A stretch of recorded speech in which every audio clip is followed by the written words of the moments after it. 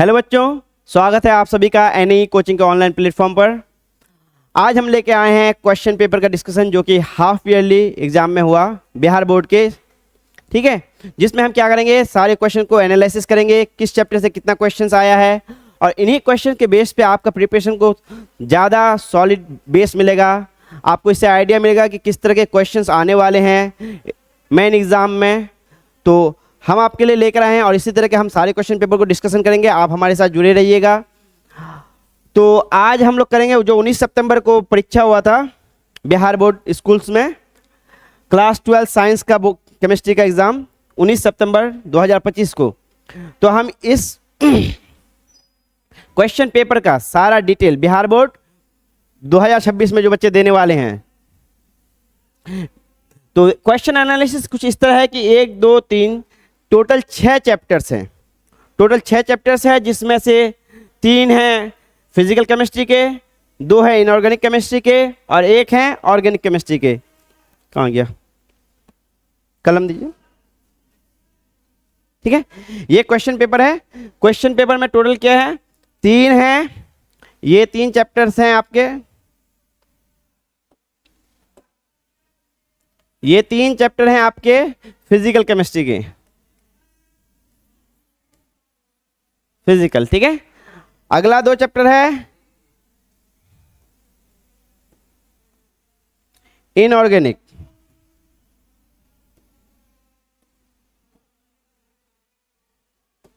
ठीक है। अगला 2 चैप्टर है इनऑर्गेनिक केमिस्ट्री और लास्ट चैप्टर है ऑर्गेनिक केमिस्ट्री। ये 3 है आपका फिजिकल केमिस्ट्री, 2 चैप्टर है इनऑर्गेनिक केमिस्ट्री और 1 चैप्टर है ऑर्गेनिक केमिस्ट्री, ठीक है। और क्वेश्चंस किसमें से कितना आए हैं, सबसे ज़्यादा क्वेश्चंस आया है इनऑर्गेनिक पोर्शन से इस बार। कुछ बच्चों का क्या होगा जिसका ऑर्गेनिक का तैयारी हुआ होगा और इनऑर्गेनिक का तैयारी नहीं हुआ होगा, वो उसी में क्या हो गया होगा, थोड़ा सा डिमोटिवेटेड हुआ होगा।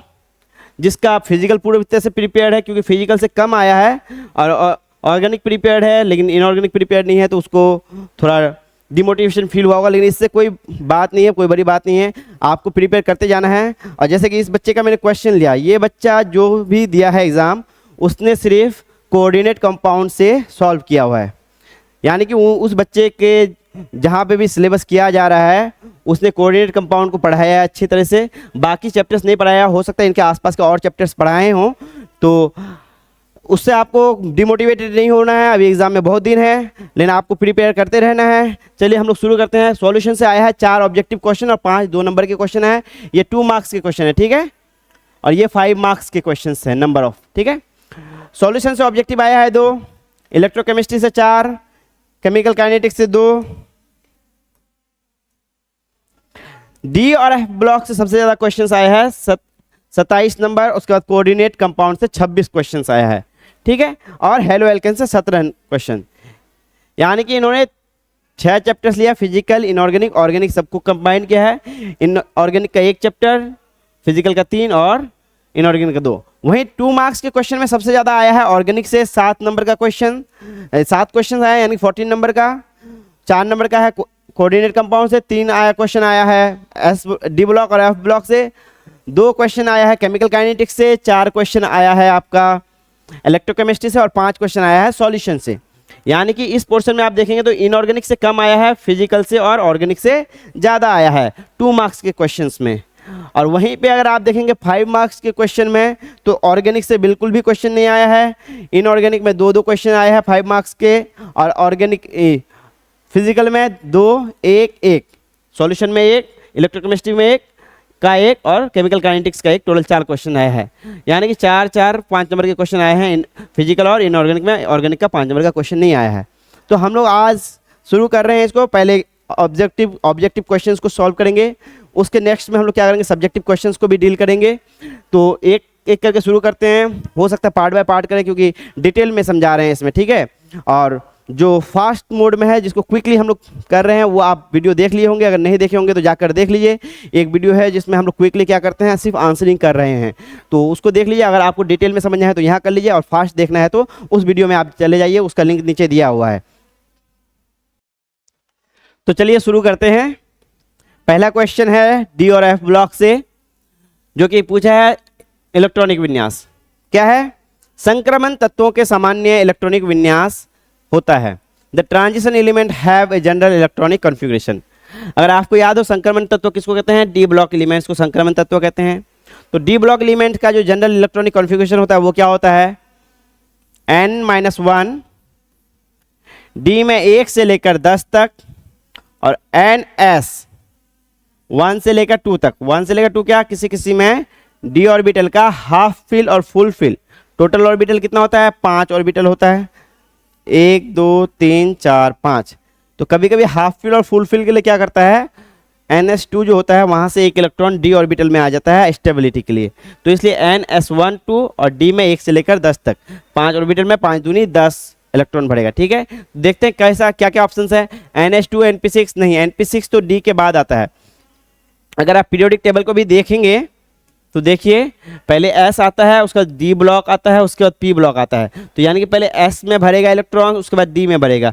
कहीं यहाँ पे 6 और 7 पीरियड में पहले किस में भरेगा? F में भरेगा, उसके बाद D में भरेगा। ठीक है, तो 6 और 7 में F में भरेगा, उसके बाद D में भरेगा। यानी कि पहले S में भरेगा, फिर D में भरेगा, फिर P में भरेगा। 5 पीरियड तक, 6 पीरियड के लिए पहले S में भरेगा, फिर F में भरेगा, फिर D में भरेगा, फिर P में भरेगा। तो P में पहले नहीं भरेगा। तो यहाँ आइए, तो ये ऑप्शन हो गया आपका रॉन्ग। ठीक है, बी nsd1 है ns0 से लेकर 2 तक और np 0 से लेकर 6 तक। तो p ब्लॉक आएगा ही नहीं, इसके कारण से भी ये गलत। ऐसे भी s में 0 से लेकर 2 नहीं होगा। ये हुआ जो कि वहाँ लिखा हुआ है, ये ऑप्शन नंबर सी आपका क्या होगा? सही होगा। ये तो ns2 np6 लिखा हुआ है, ये तो d ब्लॉक का है नहीं, ये तो p ब्लॉक में हो गया। ठीक है, तो आपको ऑप्शंस जो सही है वो क्यों होगा और जो गलत है वो क्यों गलत है, ये दोनों आपको बताएंगे डिटेल में। तो आइए, ये क्या है? ऑप्शन सी पहला क्वेश्चन का सही है। आंसर क्या होगा? Option C. एनसीईआरटी में कहाँ दिया हुआ है?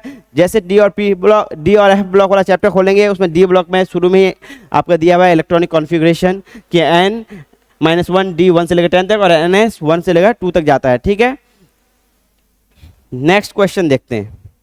ठीक है, नेक्स्ट क्वेश्चन है इसमें, निम्नलिखित में से किस में अयुग्मित डी इलेक्ट्रॉन की संख्या अधिकतम है? Which of the following has the maximum number of unpaired D electron? ठीक है, तो बोला है कि निम्नलिखित में से किस में अयुग्मित, अयुग्मित मतलब अयुग्मित इलेक्ट्रॉन, अनपेयर्ड इलेक्ट्रॉन। क्या मतलब है इसका? अनपेयर्ड इलेक्ट्रॉन यानी कि डी ब्लॉक जो है, अभी बताएं हम कितना ऑर्बिटल्स का है? 5। ठीक है, और इसमें इलेक्ट्रॉन्स भरता है। इलेक्ट्रॉन्स भरता है तो पहले क्या होता है? एक एक करके इलेक्ट्रॉन भरता है। वही 3 नियम आपको याद रखना है। Aufbau principle, Pauli's exclusion principle, Aufbau rule, Pauli's exclusion principle और हुन्स रूल। ठीक है, ठीक है, तो पॉलीज एक्सक्लूजन प्रिंसिपल कहता है कि मैक्सिमम किसी भी ऑर्बिटल में 2 हो सकता है। और अबाउ प्रिंसिपल क्या कहता है? एनर्जी के बढ़ते हुए लेवल के आधार पे क्या होगा? इलेक्ट्रॉन्स भरा जाएगा। हुन्स रूल कहता है कि पहले सब में एक एक इलेक्ट्रॉन भरेगा, उसके बाद दूसरा इलेक्ट्रॉन आएगा। वही एक एक इलेक्ट्रॉन भरने के चक्कर में क्या है कि ये कभी कभी अनपेयर रह जाता है। इसमें एक भरा, दूसरा इलेक्ट्रॉन अगर आता है तो वो इस ऑर्बिटल में नहीं भर के इसमें भरेगा, तीसरा इसमें भरेगा, चौथा इसमें भरेगा, पांचवा इसमें भरेगा, उसका छठा आएगा तब से ये युग्मित होना शुरू होगा, यानी कि पेयर बनेगा, 2 का पेयर बनेगा, 7वां आएगा तब पेयर बनेगा। ठीक है, तो इसमें पूछा है कि युग्मित इलेक्ट्रॉन की संख्या क्या होगा? तो क्या है? Zn है, Cu है, Fe है और Ni है। तो आपको पहले सबका इलेक्ट्रॉनिक कॉन्फ़िगरेशन याद होना चाहिए और एटॉमिक नंबर याद होना चाहिए। ठीक है, निकेल। ठीक है, तो Zn तो क्या है? जिंक है, कॉपर जिंक लास्ट में आता है, तो ये है 30, 29। Fe कितना है? Fe है 26। इसके बाद आता है कोबाल्ट, उसके बाद आता है निकेल 28। ठीक है, ये इसका इलेक्ट्रॉनिक कॉन्फ़िगरेशन है। तो इसका इलेक्ट्रॉनिक कॉन्फ़िगरेशन क्या आएगा? लास्ट में आएगा मेरा 30 है तो NH2 यानी कि 3, 4s2 3d 10। इसका है 4s1 3d 10। इसका आ जाएगा 4s2 3d6, इसका आ जाएगा 4s2 3d8। ठीक है, ये इलेक्ट्रॉनिक कॉन्फ़िगरेशन है किसका, जिंक का, कॉपर का, आयरन का और निकल का। ये हम किसके बाद लिख रहे हैं, आर्गन के बाद लिख रहे हैं। ठीक है, आर्गन के इलेक्ट्रॉनिक कॉन्फ़िगरेशन के बाद का पार्ट लिख रहे हैं। ठीक है, लास्ट वाला पार्ट, लास्ट वाला सेल वाला पार्ट। ठीक है, तो इसमें से दो दो इलेक्ट्रॉन निकल जाएगा। जब दो दो इलेक्ट्रॉन निकल जाएगा, जब आयन बनेगा, ठीक है, ये बनेगा Zn+2, ये बनेगा Cu+2, ये बनेगा Fe+2 और ये बनेगा Ni+2। ठीक है,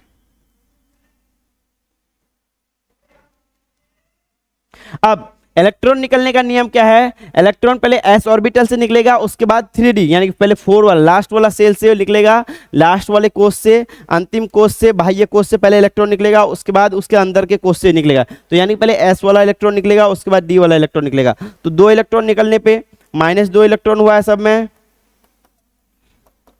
2 इलेक्ट्रॉन सब में से निकला है। तो इसमें से 2 इलेक्ट्रॉन निकलेगा, तो इसका क्या बचेगा लास्ट में 3d10। कॉपर का क्या होगा 3d9 और आयरन का क्या बनेगा 3d6 और निकेल का क्या बनेगा 3d8। अब इसमें बोला गया है कि अनपेयर्ड इलेक्ट्रॉन बताना है आपको। अनपेयर्ड इलेक्ट्रॉन, कितना अनपेयर्ड इलेक्ट्रॉन है। ठीक है, तो आइए एक एक करके हम लोग देख लेते हैं। अनपेयर्ड इलेक्ट्रॉन देखने के लिए आपको क्या करना पड़ेगा, इसी डब्बे में देखना पड़ेगा। तो कितना है 3d10 है, 10 है तो यानी 5 दूनी 10 पूरा का पूरा भर गया है।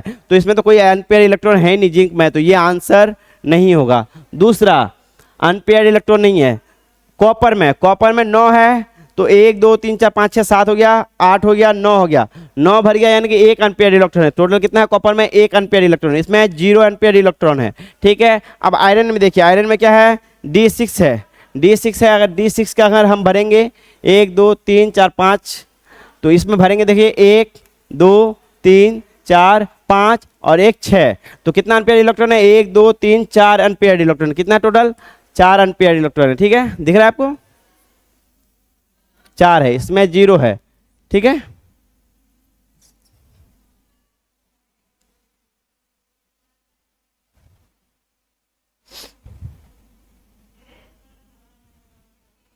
ठीक है, इसमें 0 है, इसमें 4 है, इसमें 1 है। ठीक है, अब देखिए निकेल में, निकेल में कितना है d8 है, 5 6 भर गया, 7 8, कितना है 2, निकेल में 2 है। टोटल अनपेयर इलेक्ट्रॉन सब में निकल गया 0 1 2 4, तो सबसे अधिक पूछा है, संख्या अधिक है, तो किस में है Fe में है। Fe+2 में कितना है 4 अनपेयर इलेक्ट्रॉन है, यानी कि आंसर क्या होगा आपका Fe+2। क्या आंसर होगा Fe+2। ठीक है, Fe+2।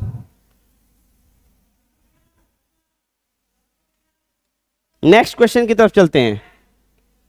नेक्स्ट क्वेश्चन है निम्नलिखित में से कौन सा आयन रंगहीन है, which of the following ions is colourless. ठीक है, तो इसमें पूछा गया कि निम्नलिखित में से कौन सा आयन रंगहीन है, कलरलेस है। ठीक है, तो कलर, कलर किस कारण से आता है पहले ये जान लीजिए। कलर, कलर का कारण क्या है डी ट्रांजिशन, इलेक्ट्रॉन का डी ऑर्बिटल में ट्रांजिशन का कारण क्या है, कलर होता है डी ट्रांजिशन ऑफ। ठीक है, डी ट्रांजिशन ऑफ इलेक्ट्रॉन किसके कारण से कलर होता है, डी ट्रांजिशन ऑफ इलेक्ट्रॉन के कारण से होता है। ठीक है, तो आप पहली बात, अगर पूरा भरा हुआ रहेगा भी तो इलेक्ट्रॉन क्या नहीं कर पाएगा, ट्रांजिट नहीं कर पाएगा, और खाली रहेगा तभी कर पाएगा। ठीक है, जब खाली रहेगा कुछ तभी कर पाएगा इलेक्ट्रॉन। ठीक है, तो अब इसमें हम लोग देखेंगे कि डी ऑर्बिटल में इलेक्ट्रॉन्स किसके किसके हैं किसके नहीं हैं, क्योंकि यहाँ क्या गया है ऑक्सीडाइज किया गया है। ऑक्सीडाइज किया गया है तो आपको इसके लिए भी सबका क्या चाहिए होगा, कॉन्फ़िगरेशन नंबर चाहिए होगा।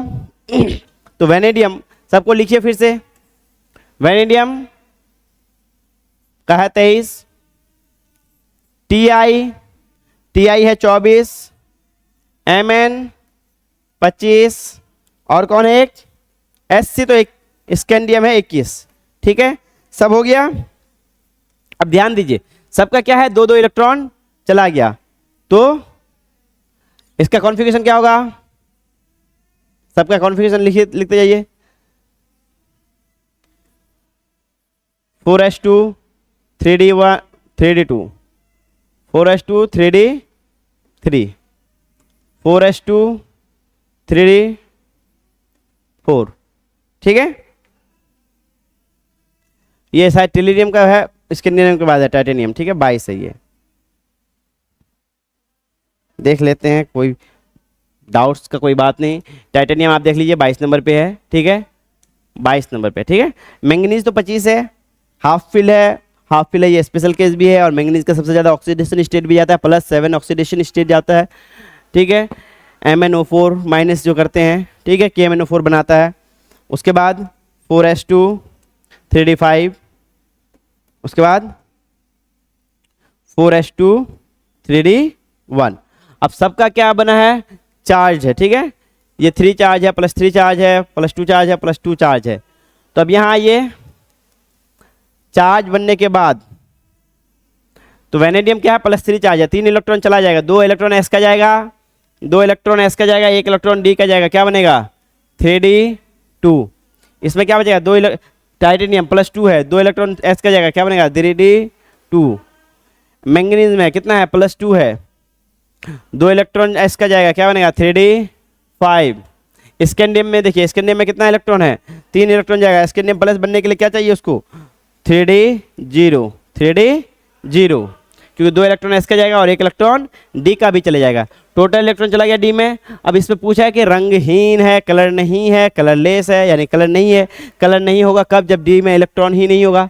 कलर कब नहीं होगा, जब d में इलेक्ट्रॉन ही नहीं होगा। तो इनमें से किसका चार्ज में d में इलेक्ट्रॉन नहीं है, तो स्कैंडियम प्लस में, ये जो स्कैंडियम +3 है इसमें चार्ज नहीं है। ये जो कौन है, मैंगनीज है, इसमें 4 इलेक्ट्रॉन है d में। ये कौन है, टाइटेनियम +2 है, इसमें भी चार्ज है। ये कौन है, वैनेडियम +3 है, इसमें भी इलेक्ट्रॉन है।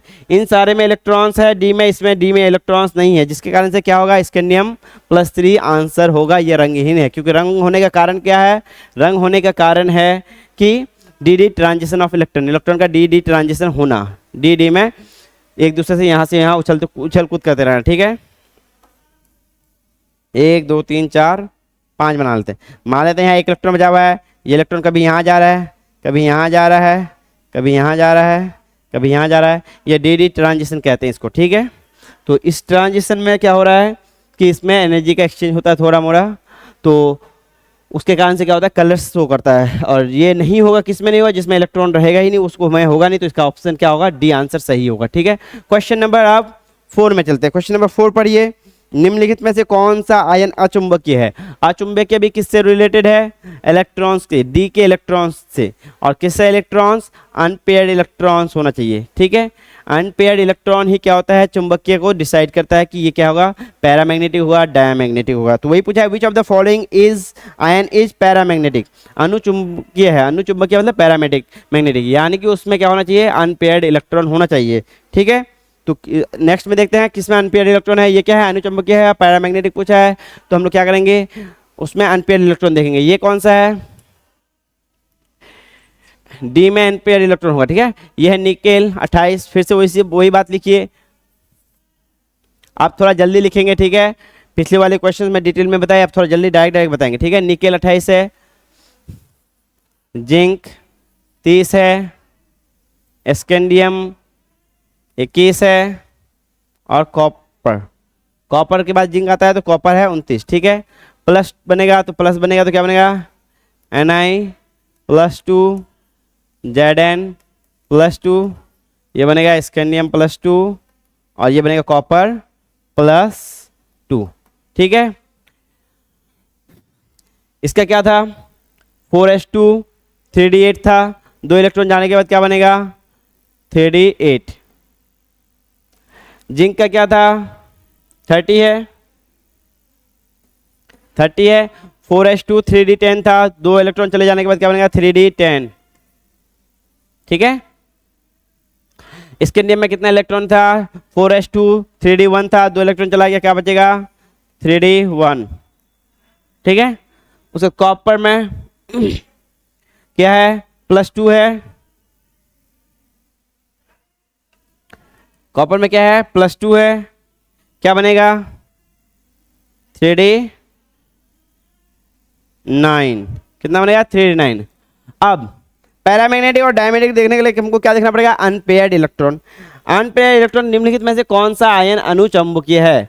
आयन, आयन बोला है, ये आयन है और इसका ये d ऑर्बिटल का है, और सब में से क्या है s ऑर्बिटल में शून्य है, s ऑर्बिटल में क्या है शून्य है, ठीक है।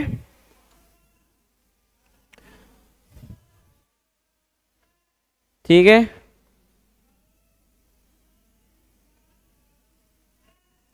तो इसमें ध्यान दीजिए, अनपेयर्ड इलेक्ट्रॉन देखना है, ये है अब देखिए जब हम एनालिसिस कर रहे थे तभी हम पकड़े हैं, ये क्वेश्चन में थोड़ा ना जो है इनकरेक्ट है क्वेश्चन, ये क्वेश्चन इनकरेक्ट है। इनको क्वेश्चन बनाना चाहिए कि कौन सा पैरामैग्नेटिक नहीं है, क्या बनाना चाहिए, नहीं है,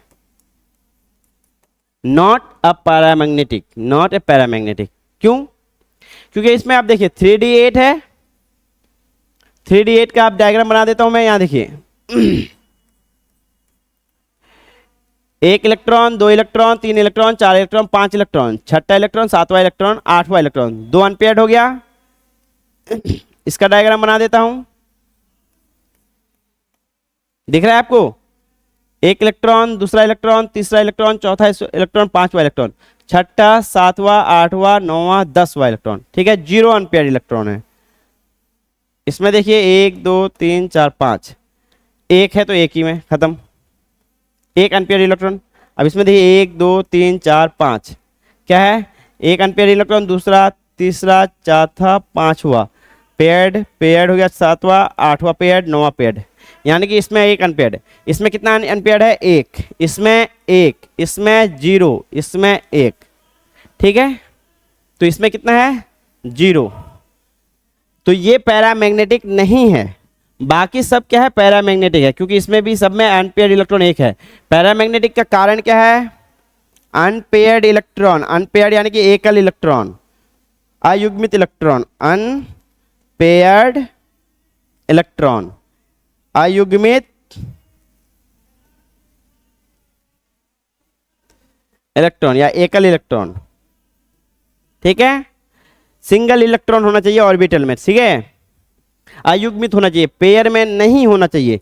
तो इनमें से जो है 3 जो ऑप्शन है उसमें क्या है पेयर में नहीं है, वो है निकेल, स्कैंडियम +2 और कॉपर +2, इन तीनों में नहीं है, तो ये तीनों पैरामैग्नेटिक है। इसका सही आंसर हो जाएगा ए, सी एंड डी, ये तीनों ही सही आंसर है, इसका ये तीनों ही सही आंसर है। अगर इसमें क्वेश्चन में रहता नहीं है तब सिर्फ आंसर होता जिंक, तब सिर्फ क्या आंसर होता जिंक, तो इसमें ये तीनों सही है। अब ये बिहार बोर्ड समझेगा कि किसको सही करना है किसको नहीं सही करना है, ये मल्टीपल चॉइस क्वेश्चन तो है नहीं है कि आप सब में भर दीजिए तो भी आपको नंबर मिल जाएगा, इसमें एक ही भरना है, आपको 2 भरिएगा तो ऐसे भी गलत हो जाएगा, ठीक है। तो इस बात का ध्यान रखिएगा, जब इस तरह का क्वेश्चन आए तो थोड़ा सा बच के रहिएगा, पहले कोशिश कीजिएगा कि अदर क्वेश्चंस को देख लेते हैं जिसमें अनडाउटफुल ऑप्शंस है, ठीक है, जिसमें डाउट नहीं है, ठीक है, ये आंसर सही है, इसमें कोई डाउट नहीं है कि 2 ऑप्शन नहीं बन रहा है, उनको पहले अटेम्प्ट कीजिएगा, इसको रख दीजिएगा बाद के लिए। अगर आपका पूरा नहीं पुरता है, जैसे इसमें 80 में 50 बनाना था, अगर 50 नहीं पुर रहा है तब इसको अटेम्प्ट कीजिएगा, क्योंकि नेगेटिव मार्किंग नहीं है, कोई भी जो सही है उसको कर दीजिएगा, हो सकता है बाद में बनाने वाला क्वेश्चन बनाने वाले का भी ध्यान गया हो तो वो तीनों को ही सही कर दे, ठीक है, और नहीं ध्यान गया हो तो हो सकता है उसी हिसाब से जिंक कर दे तो गलत हो जाए, तो नेगेटिव मार्किंग तो नहीं मिलेगा। लेकिन पहले कोशिश कीजिएगा कि अदर क्वेश्चंस को टच कर लें, जिसके आधार पे क्या होगा कि आपका हो सकता है कि अदर क्वेश्चन आपका बन जाए तो आपका 1 नंबर वो भी पूरी तरह से आपका क्या होगा कि फिक्स रहेगा कि ये 1 नंबर हमको मिलना ही मिलना है, ठीक है, तय रहेगा। तो चलिए हम लोग अब इस तरह के क्वेश्चंस, डाउटफुल क्वेश्चंस में आप हमेशा ध्यान दीजिएगा कि आपको कोशिश करना है इसको पहले तुरंत अटेम्प्ट नहीं कर देना है, और तुरंत मार्क मत कर दीजिएगा, निकेल मिल गया मुझे कि इसको मार्क कर देता हूँ, इसमें देखिए 1 2 3 को ऑप्शन सही है, तीनों ऑप्शन सही है। अब पता नहीं बोर्ड वाले ने क्या सोचा होगा, नहीं सोचा होगा, हो सकता है कि नॉट ए पैरामैग्नेटिक क्वेश्चन बनाने का सोचा होगा, लेकिन उन्होंने पैरामैग्नेटिक लिख दिया, नॉट को नहीं लिखा है, जिसका आंसर क्या हुआ इस तरह का ऑप्शन बन गया, ठीक है। तो चलिए नेक्स्ट क्वेश्चन को देखते हैं। नेक्स्ट क्वेश्चन है क्वेश्चन नंबर 5, क्रोमियम +2 आयन का संयोजकता कोष इलेक्ट्रॉन विन्यास है Cr+2। Cr+2 क्या है? क्रोमियम है। आयन का संयोजकता कोष इलेक्ट्रॉन विन्यास है, ठीक है। Cr+2, Cr क्या है? क्रोमियम है। कितने नंबर पे है? कितने नंबर पे है पहले बताइए, आपको आइडिया है? अगर आइडिया है तो कमेंट बॉक्स में लिखिए कितने नंबर में है। जिस बच्चों ने सही किया कमेंट बॉक्स में लिखिए कितना नंबर है क्रोमियम, 24 में। और इसका इलेक्ट्रॉनिक कॉन्फ़िगरेशन क्या होता है? एक एक्सेप्शनल है। ये क्या करता है?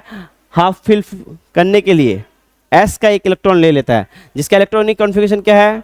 आर्गन के बाद, आर्गन का जैसा है उसके बाद है, क्या है? 4s1 3d5। ये किसका है? Cr का है। 4s1 3d5। टोटल कितना इलेक्ट्रॉन है? 6 इलेक्ट्रॉन है। 4s1 3d5। अब इसमें से अगर 2 इलेक्ट्रॉन निकालेंगे, 2 इलेक्ट्रॉन निकालेंगे तो क्या क्या निकलेगा? एक तो s से एक इलेक्ट्रॉन निकल जाएगा और एक d से एक इलेक्ट्रॉन निकल जाएगा, दोनों से, ठीक है। तो क्या बनेगा इसका? 4s0 3d4, 4s0 3d4, 4s0 3d4। तो इसका ऑप्शन हो जाएगा डी नंबर, ठीक है। इसके लिए आपको कॉन्फ़िगरेशन आना चाहिए, एटॉमिक नंबर याद होना जरूरी है, और ये एक्सेप्शनल केस है। इसमें तो ये पूछा है, इससे ज़्यादा डिफिकल्ट क्वेश्चन होता अगर इसमें इलेक्ट्रॉनिक कॉन्फ़िगरेशन पूछ लेता, +2 के बजाय इलेक्ट्रॉनिक कॉन्फ़िगरेशन पूछ लेता, क्योंकि इसको तो बच्चा क्या करेगा? इजी क्वेश्चन भी देना जरूरी है। इसको बच्चा इजीली अटेम्प्ट कर लेगा कि क्या 2 इलेक्ट्रॉन निकला है, ठीक है। अगर कोई बच्चा इस तरह रॉन्ग भी अटेम्प्ट कर लेता, मान लेते हैं हम रॉन्ग अटेम्प्ट कर रहे हैं, रॉन्ग अटेम्प्ट लिख देता हूं क्योंकि कहीं कोई ये काट ना ले कि बोलेगी रॉन्ग बना दिया है सर ने, ठीक है।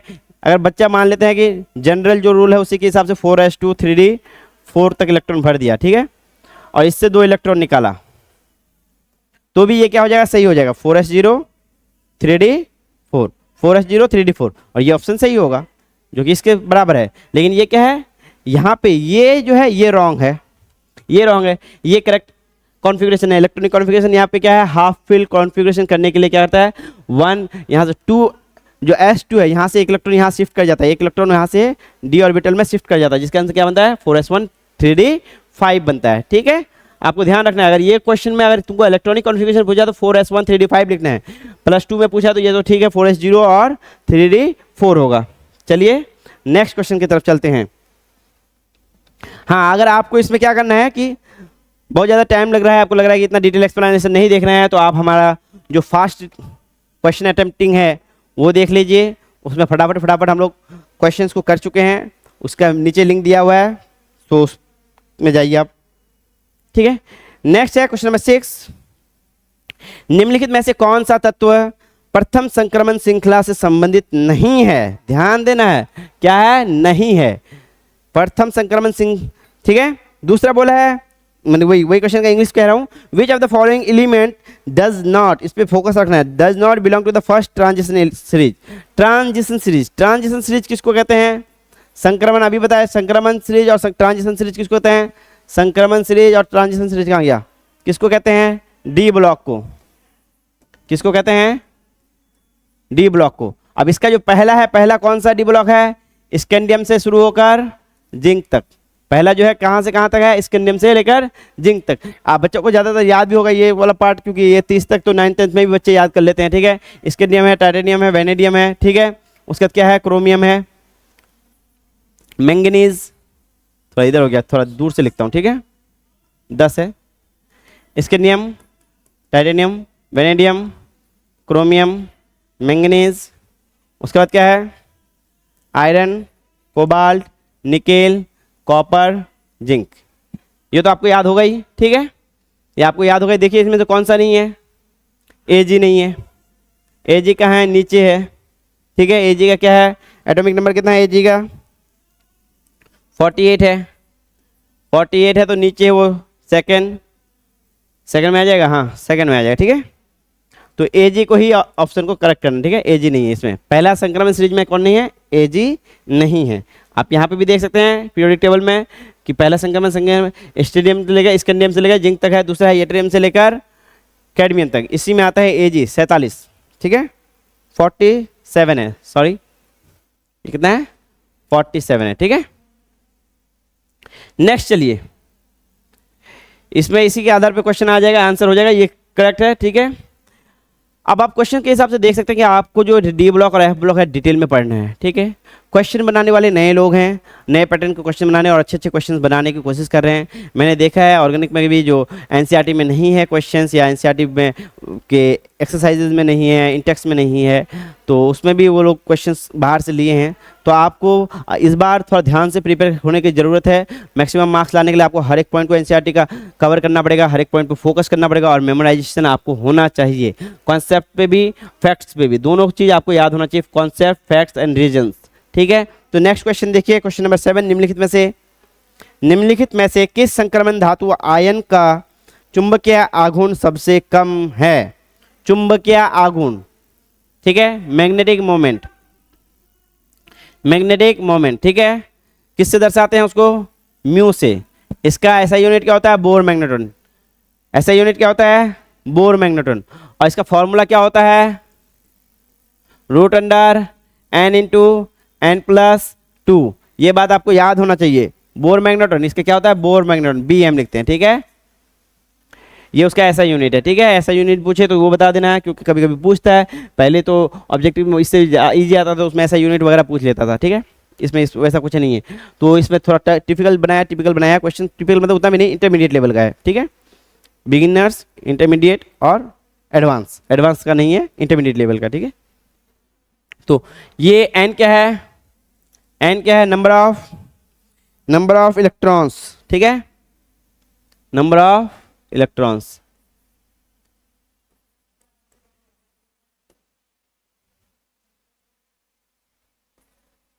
Unpaired electron. ठीक है, नंबर ऑफ अनपेयर्ड इलेक्ट्रॉन। ठीक है, आइए फिर आ गया वेनेडियम, क्रोमियम, आयरन और कोबाल्ट। वेनेडियम +3 है, उसके बाद क्रोमियम +2 है, Fe+3 है, और कोबाल्ट +3 है। ठीक है, इसमें पूछा है सबसे कम निकालना, यानी सबका निकालिएगा, उसमें जिसका मान सबसे कम होगा। ठीक है, जिसका मान सबसे कम होगा। ठीक है, तो वेनेडियम क्या हो जाएगा? 3D। वेनेडियम कितना में आता है? Scandium, titanium, vanadium. ठीक है, 2-3 इलेक्ट्रॉन निकल गया तो कितना बचेगा? 3D2। 3D2 बचेगा। और ये टेबल दिया हुआ भी है किसमें? एनसीईआरटी की बुक में, जिसमें क्या है, जो चार्ज ट्रांजिशन मेटल्स है, एटम्स है, उसका जो कॉन्फ़िगरेशन है, इलेक्ट्रॉनिक कॉन्फ़िगरेशन दिया हुआ है। आप अगर बुक खोलेंगे, उसमें एक चार्ट दिया हुआ है, टेबल दिया हुआ है, टेबल में दिया हुआ है। ठीक है, उसके आधार पर भी याद रख सकते हैं, और ऐसे भी याद रख सकते हैं कि वेनेडियम का क्या होगा? वेनेडियम का होगा 4s2 3d3। इसमें से 3 चला गया तो क्या बनेगा? 3d2। ठीक है, उसी तरह क्रोमियम का बना सकते हैं। क्रोमियम का बना सकते हैं 4s1 3d5, जिसमें से 2 चला जाएगा तो क्या बनेगा? 3d4। उसी तरह बना सकते हैं किसका? फेरम का बना सकते हैं, क्या है? 4s2 3d6, इसमें से 3 चला गया तो 3d5। ठीक है, और कोबाल्ट का 4s2 कोपाल, फेरस, कोपाल, निकेल, जिंक। ठीक है, तो कोबाल्ट का हो जाएगा क्या? 4 3d8 नहीं 3d7। ठीक है, iron, cobalt, nickel, zinc, 3d7। इसमें से निकल जाएगा कितना? 3, तो कितना बनेगा? 3d6। ठीक है, अब यहां ध्यान दीजिए, तो इसमें अब इस फॉर्मूला में बैठाना है आपको किसको? अनपेयर्ड इलेक्ट्रॉन को। इसमें कितना है? 2 4, इसमें कितना है? 5 है। अब कोबाल्ट में कितना है? कोबाल्ट में टोटल कितना है? N4 है। कैसे? 1 2 3 4 5 भरा, छठा भर गया, तो ये 4 क्या है? Unpaired electron. ये 4 क्या है? अनपेयर्ड इलेक्ट्रॉन है। ठीक है, ये 4 क्या है? अनपेयर्ड इलेक्ट्रॉन है। एक तो काम ये कर सकते हैं कि ये देखने के बाद हम क्या करें, इसमें वैल्यू बैठाएं, वैल्यू निकाले, फिर क्या करें? आंसर दे। वैल्यू बैठाए, वैल्यू निकाले और फिर आंसर दे। लेकिन एक दूसरी बात ये भी कर सकते हैं हम लोग कि क्या है, एन का वैल्यू जैसे जैसे बढ़ेगा इसका मान बढ़ेगा, एन का मान जैसे जैसे बढ़ेगा इसका मान बढ़ेगा। यानी कि म्यू का मान जो है क्या है? एन से प्रोपोर्शनल है। एन से क्या है? प्रोपोर्शनल है, जो भी पावर पे हो। ठीक है, कि एन का मान बढ़ेगा तो म्यू का मान बढ़ेगा, ठीक है। तो यानी कि जो जितना बड़ा एन होगा उतना बड़ा म्यू का मान होगा। और पूछा क्या है, सबसे कम, सबसे कम के यानी कि जिसका सबसे छोटा होगा उसका सबसे कम, और सबसे छोटा किसका है, वेनेडियम का है। वेनेडियम का सबसे छोटा है तो आंसर भी किसका होगा, वेनेडियम का होगा। वेनेडियम सबसे छोटा है तो आंसर भी किसका होगा, वेनेडियम का होगा। इसके लिए इन सब क्वेश्चंस के लिए आपको इलेक्ट्रॉनिक कॉन्फ़िगरेशन पे मास्टर होना जरूरी है। और इलेक्ट्रॉनिक कॉन्फ़िगरेशन अगर आपको आता है तो इन क्वेश्चंस को आप इजीली टेकल कर लेंगे, बहुत इजी है।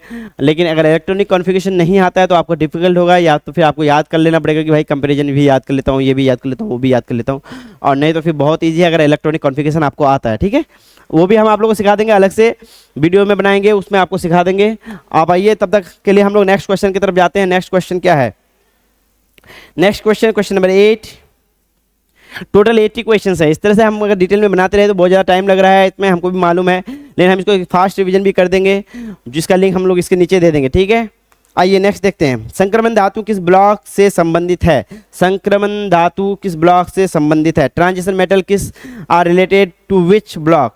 पहली बात तो इतना देर से जो क्वेश्चंस कर रहे हैं किस में कर रहे हैं, ट्रांजिशन मेटल्स पे ही कर रहे हैं। ट्रांजिशन मेटल्स किस ब्लॉक से बिलोंग करता है, आपको अब तक पता चल गया होगा।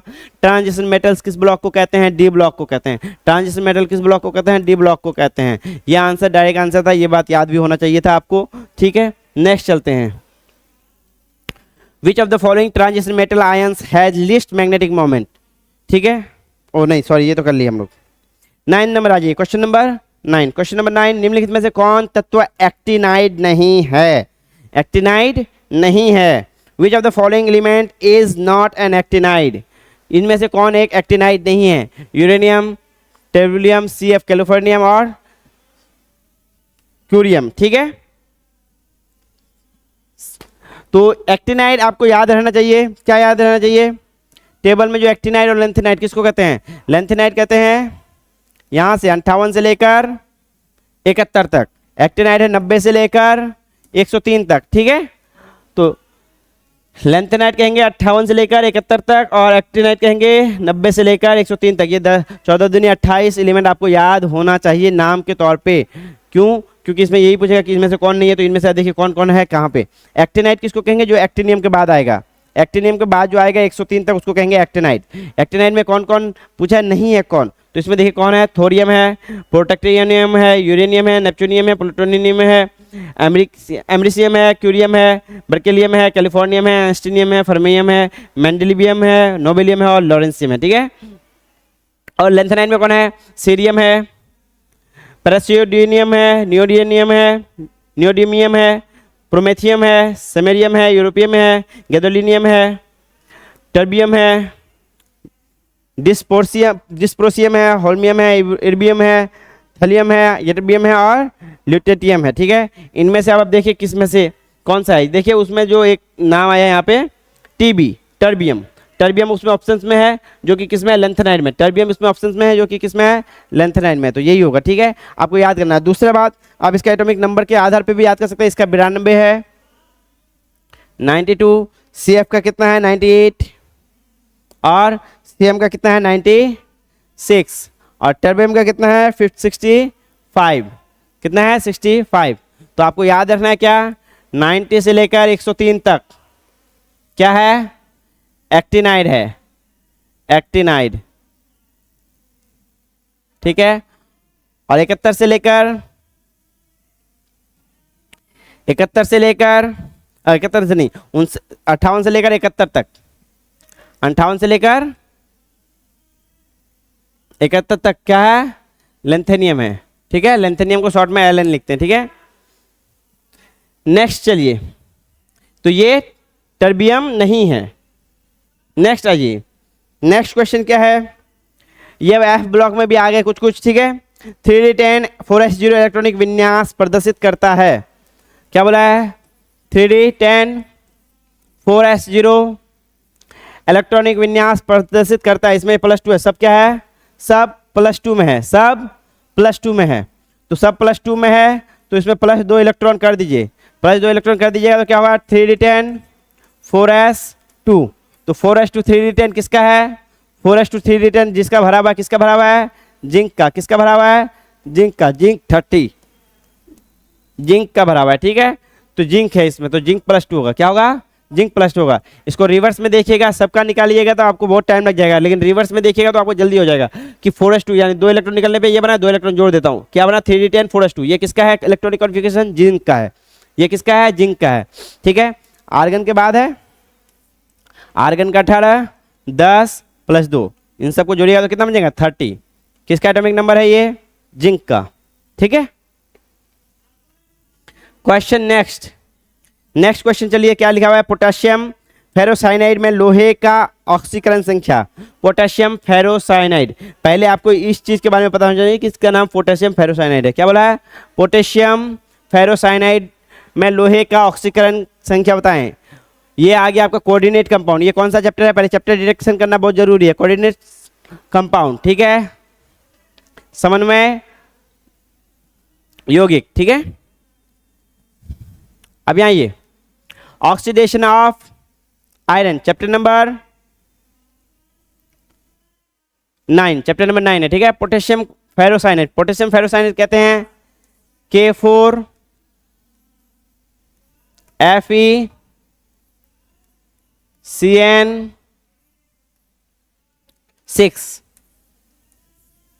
K4 FeCN6। इसमें ऑक्सीडेशन नंबर पूछा है किसका, आयरन का। इसमें चार्ज कितना होता है, Cn में चार्ज कितना होता है, Cn माइनस होता है तो Cn में चार्ज होता है -1, K प्लस होता है तो K में चार्ज होता है +1। और हमको हमेशा जो कंपाउंड है, कंपाउंड ये क्या है, टोटल पूरा कंपाउंड क्या है, न्यूट्रल है, तो इसलिए लिखेंगे 4 × +1 + x + 6 × -1 बराबर पूरा कंपाउंड कितना होना चाहिए, न्यूट्रल होना चाहिए। पूरा कंपाउंड क्या होना चाहिए, न्यूट्रल होना चाहिए। ये ऑक्सीडेशन निकालने का मेथड है कि उसमें x देंगे, ये पूरा कंपाउंड क्या न्यूट्रल है, तो टोटल चार्ज कितना है, 0 है। K पे कितना चार्ज है, पॉजिटिव चार्ज है, तो 4 गुना पॉजिटिव चार्ज। Cn पे कितना है, नेगेटिव चार्ज है, तो 6 गुना -1 चार्ज। टोटल कितना हो जाएगा, x - 2 बराबर 0, x बराबर +2, यानी चार्ज कितना होगा, +2। ये सिंपल सा मेथड है, आपको ये मेथड आना चाहिए। कोऑर्डिनेट कंपाउंड में ये सिखाया जाता है। अगर आप नहीं सीखे हैं तो हम जरूर किसी वीडियो में लेके आएंगे, आप हमें फॉलो कर लीजिए, बेल आइकन दबा लीजिए तो आपको उसमें जरूर मिल जाएगा, जब आएगा आपको नोटिफिकेशन मिल जाएगा। ठीक है, नेक्स्ट क्वेश्चन की तरफ चलते हैं। नेक्स्ट क्वेश्चन है संचारक ऊर्ध्वपातन का सूत्र है। संचारक ऊर्ध्वपातन का सूत्र है, ये तो आपको याद करने वाली चीज है। The formula of corrosive sublimate, formula of corrosive sublimate, ये क्या है, याद करने वाली बात है। कौन सा होगा ये, Hg और Cl। आप गेस कीजिए इसमें क्या होगा, Hg और Cl होगा, तो दो ऑप्शन तो ऐसे ही कट गया। बी और ए में कौन सा आंसर होगा, बताइए जल्दी बताइए, कौन सा आंसर होगा, HgCl2, तो आंसर होगा ए।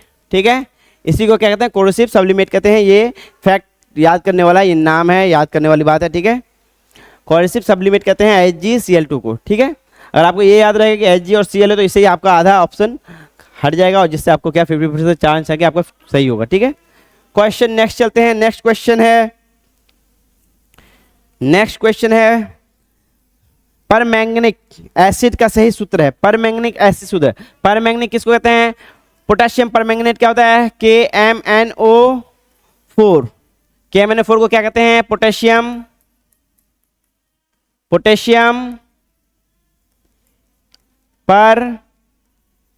परमैंगनेट। ठीक है, परमैंगनेट। ठीक है, इसको कहते हैं पोटेशियम परमैंगनेट। इसमें से K हट जाएगा तो क्या बनेगा, MnO4-। इसको क्या कहते हैं, परमैंगनेट। क्या, परमैंगनेट क्या कहते हैं, पोटेशियम, इसको कहते हैं परमैंगनेट। इसी के साथ अगर H+ जुड़ जाए, कौन जुड़ जाए, H+ जुड़ जाए तो इसको कहते हैं क्या, एसिड, परमैंगनिक एसिड, HMnO4। क्या कहते हैं, परमैंगनिक एसिड, परमैंगनिक एसिड। तो ये बात याद रखना है कि HMnO4 को क्या कहते हैं, परमैंगनिक एसिड। कहां से आता है, कि MnO4 जिस तरह से रिएक्शन है वो इसी तरह से क्या आता है, HMnO4। तो इसी को कहते हैं परमैंगनिक एसिड। बात समझ में आ गई आपको। ठीक है, देखिए बहुत सारे बच्चे इससे घबरा गए होंगे कि अरे यार आधा साल खत्म हो गया, और तैयारी तो कुछ भी नहीं है। तो कुछ बच्चे का जो पार्ट हुआ होगा उस पार्ट से बन रहा होगा और जो पार्ट नहीं हुआ होगा वो पार्ट नहीं बन रहा होगा। तो घबराइए नहीं, प्री बोर्ड आने से पहले तक सारा सिलेबस खत्म कर लीजिएगा। और जैसे ही सारा सिलेबस खत्म हो जाएगा तब फिर आपका कॉन्फिडेंस लेवल अपने आप ऊपर जाएगा। कॉन्फिडेंस लेवल को घटाने की कोई ज़रूरत नहीं है, दरकार नहीं है, ठीक है। क्वेश्चन नेक्स्ट चलते हैं। नेक्स्ट क्वेश्चन में कितना है 14। क्वेश्चन में 14 बोला है अम्लीकृत KMnO4। देखो जस्ट उसके नीचे एक परमैंगनेट दिया हुआ है KMnO4। अम्लीकृत KMnO4 को रंगहीन किया जाता है, किससे रंगहीन किया जाता है? एसिडिफाइड KMnO4 को डिक्लोराइज किससे किया जाता है? HCl के साथ किया जाता है। HCl के साथ क्या किया जाता है? इसको डिक्लोराइज किया जाता है। HCl के साथ क्यों किया जाता है? KMnO4 क्या है? KMnO4 क्या है? ऑक्सीडाइजिंग एजेंट है और स्ट्रॉन्ग ऑक्सीडाइजिंग एजेंट है। क्या है? स्ट्रॉन्ग ऑक्सीडाइजिंग एजेंट, ठीक है। यानी क्या है? प्रबल ऑक्सीकारक, प्रबल ऑक्सीकारक है, ऑक्सीकारक है, ठीक है। क्या है? प्रबल ऑक्सीकारक, प्रबल ऑक्सीकारक है। तो इसको क्या करने के लिए, रंगहीन करने के लिए क्या चाहिए हमको? हमको चाहिए अपचाई, अपचाई चाहिए। क्या चाहिए? अपचाई, यानी रिड्यूसिंग एजेंट चाहिए, अपचाई चाहिए, ठीक है। रिड्यूसिंग एजेंट, अपचाई अभिकर्मक चाहिए, ठीक है।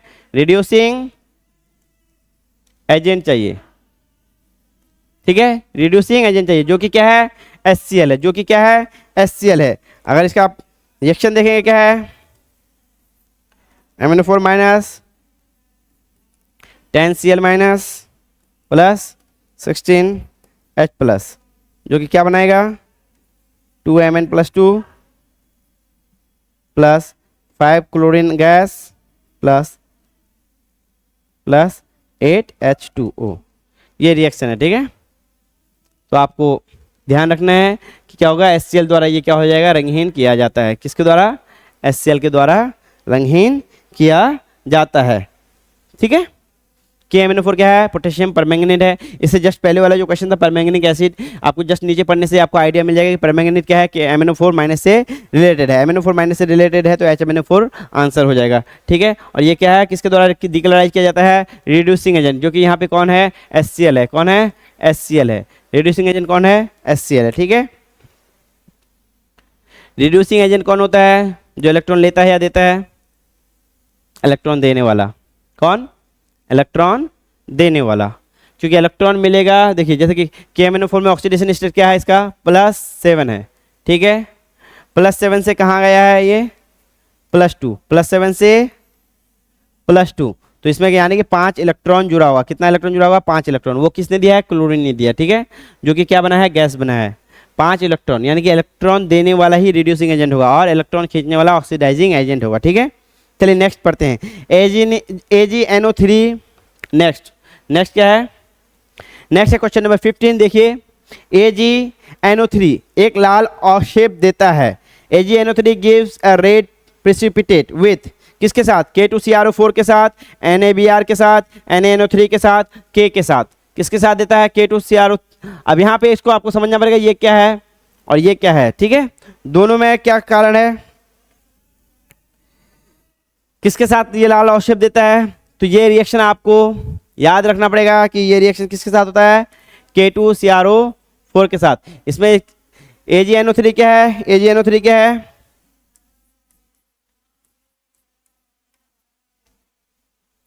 AgNO3 भी क्या है? एक AgNO3 क्या करेगा? रिएक्शन करेगा किसके साथ? K2CrO4 के साथ, ठीक है। और दोनों एक्वस कंडीशन में एक्वस कंडीशन लिख लीजिए। और ये बनाएगा क्या बनाएगा? Ag2CrO4 सॉलिड, जो कि क्या होगा? रेड होगा। जो कि क्या होगा? रेड प्रेसिपिटेट, ठीक है। क्या होगा? रेड प्रेसिपिटेट होगा, ठीक है। और प्लस जो भी बनेगा, प्लस क्या बनेगा? 2KNO3, ठीक है। 2KNO3 aqueous. अब K2CrO3 क्या होगा?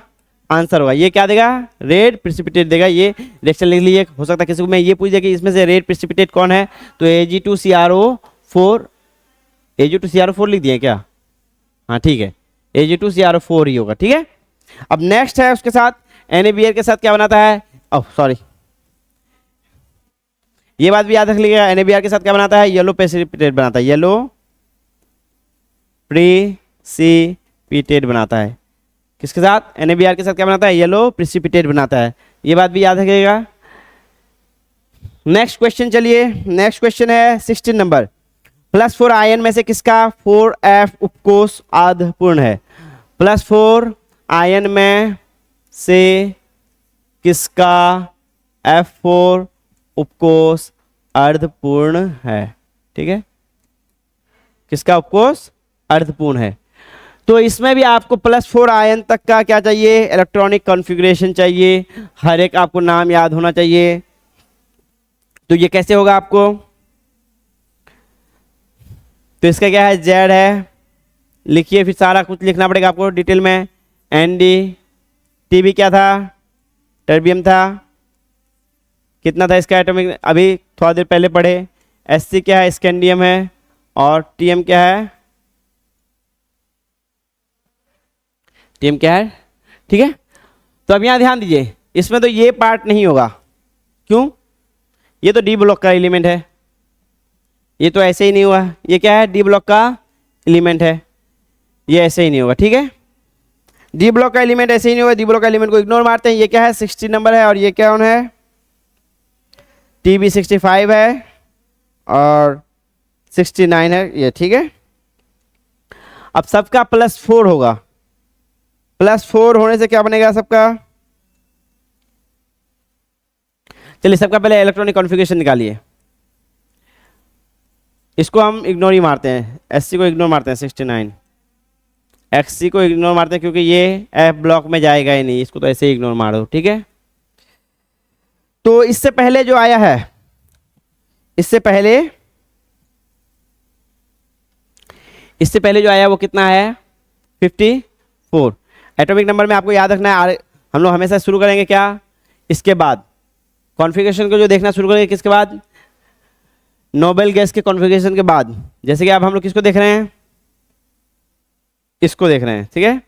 तो इसका नोबेल गैस कितना है, जेनॉन, जेनॉन के बाद आया हुआ है, ये लाइन किसके बाद आया हुआ है, जेनॉन के बाद आया हुआ है 54, तो इसमें 54 घटा देंगे सब में, ठीक है।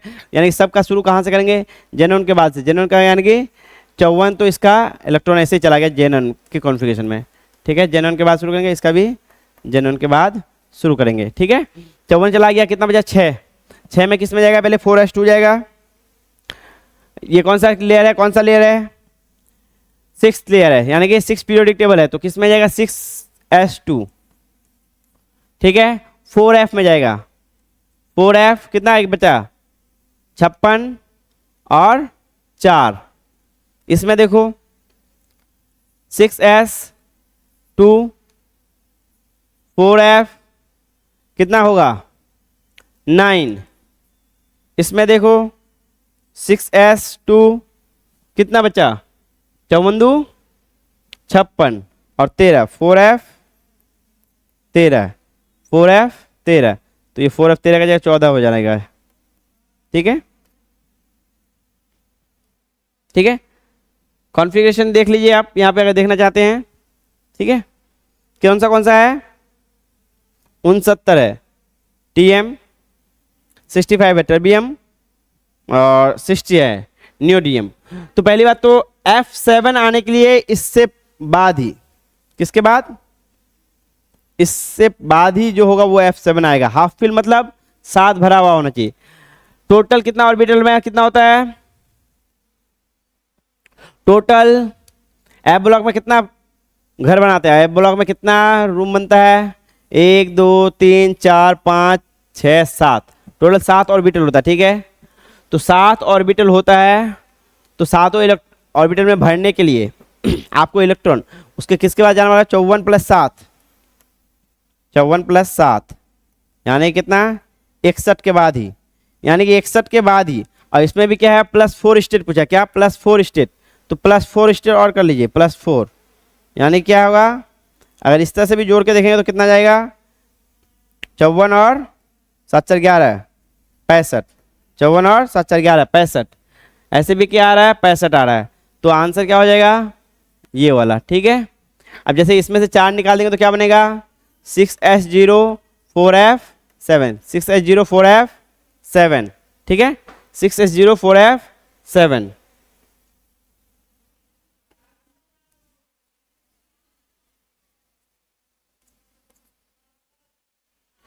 चौदह और 54 68 69 13 होना चाहिए, ठीक है। चलिए यहाँ ये आप इस तरह से भी कर सकते हैं, क्या है कहाँ गया, जेनॉन का कितना है 54 है। उसके बाद हमको क्या है 7 इलेक्ट्रॉन, हाफ फिल के लिए कितना चाहिए 7 इलेक्ट्रॉन चाहिए। उसके बाद +4 स्टेट है तो +4 ऐड कर दीजिए, टोटल कितना आया 65। तो 65 में जो होगा वही होगा, ठीक है, 65 में जो होगा वही होगा। 65 किसका है टीबी का मान है, तो टीबी ही आंसर होगा। कौन आंसर होगा टीबी आंसर होगा, ठीक है। ये इजी मेथड है, इजी मेथड। इसके लिए आपको याद नहीं करना पड़ेगा इलेक्ट्रॉनिक कॉन्फ़िगरेशन, और आपको याद नहीं भी है लेकिन क्या है एटॉमिक नंबर याद होना पड़ेगा, एटॉमिक नंबर याद होना पड़ेगा। ये क्या है ऑक्सीडेशन स्टेट, यानी कि जितना इलेक्ट्रॉन निकला है। ये क्या है हाफ फील्ड है, हाफ फील्ड के लिए 7 इलेक्ट्रॉन चाहिए। और ये क्या 54 है जो नोबेल गैस कॉन्फ़िगरेशन है, नोबेल गैस का कॉन्फ़िगरेशन। ये नोबेल गैस का कॉन्फ़िगरेशन है, हाफ फील्ड के लिए 7 इलेक्ट्रॉन चाहिए, उसके बाद +4 स्टेट में है, तो यानी 4 इलेक्ट्रॉन निकल गया। टोटल कितना होगा 65 होगा, 65 टोटल कितना होगा 65, टोटल 65, ठीक है। जैसा लग रहा है कि कहीं ब्लिंक ना करे, ठीक है। ध्यान नहीं दिया, पता नहीं क्या रिकॉर्डिंग सही से हुआ कि नहीं हुआ। वो ऑटो फोकस मोड में रहने से क्या करता है वो कि बार बार फोकस चेंज करता है, तो फोकस बनाता है, तो जिसके कारण से क्या होता है ब्लर आने लगता है। तो चलिए नेक्स्ट क्वेश्चन है, 16 नंबर क्वेश्चन हो गया है। नेक्स्ट क्वेश्चन, निम्न में से किसका 5f उपकोष अर्धपूर्ण हुआ है। सेम क्वेश्चन है, ठीक है। तो 5 कोष किसका हुआ है, तो आपको ज़्यादा कुछ नहीं करना है। क्या करना है पीरियोडिक टेबल में जाना है, जाना नहीं है मतलब कि आपको याद रखना है। रेडॉन का क्या है एटॉमिक नंबर कितना है, रेडॉन का एटॉमिक नंबर कितना है 86 है, रेडॉन का एटॉमिक नंबर 86। क्या फुलफिल करना है 5f का अर्ध उपकोष, अर्ध उपकोष के लिए कितना चाहिए 7, ठीक है। अर्ध उपकोष में कितना चाहिए 7, साथ में कौन भरता है पहले 7s भरेगा, उसके बाद 5f भरेगा, ठीक है। तो 7s और 5f दोनों भरने के लिए कितना चाहिए 7, इसमें चाहिए, इसमें 2 रहने से भी चलेगा और 1 रहने से भी चलेगा, ठीक है। 2 रहने से भी चलेगा, 1 रहने से भी चलेगा। तो दोनों कंडीशन में देख लेते हैं 2 और 1 वाला कंडीशन, तो यानी कि कितना एक्स्ट्रा इलेक्ट्रॉन चाहिए, क्योंकि 7s2 5f7, 7s1 5f7, जो कि किसके बदले आता है स्टेबिलिटी के कारण, जिसमें क्या होता है 7s2 5f6 होता है, जो 7s2 5f6 जो होता है, ठीक है, उसके बदले भी हो सकता है, ठीक है।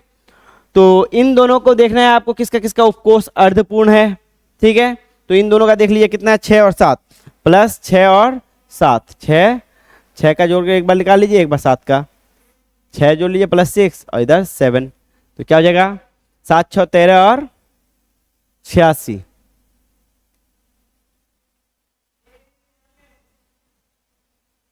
7 6 6 86 और 6 94 और 7 103, नहीं 103 तो नहीं जाना चाहिए,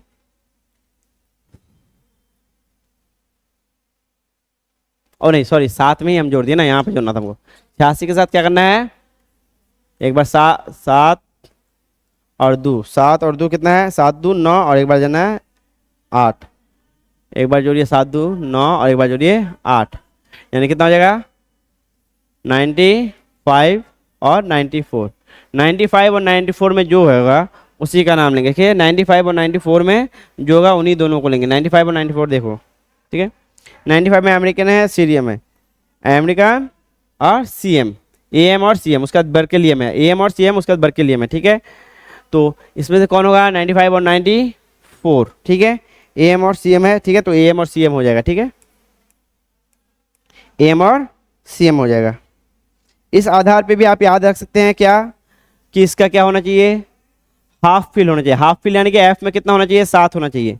F में कितना होना चाहिए, 7। तो S में कितना होगा, S में 2 भी हो सकता है और 1 भी हो सकता है, 2 और 1, 2 और 1 दोनों का निकालेंगे तो यानी कितना इलेक्ट्रॉन होना चाहिए, किसके बाद, रेडॉन के बाद। रेडॉन के बाद कितना इलेक्ट्रॉन होना चाहिए,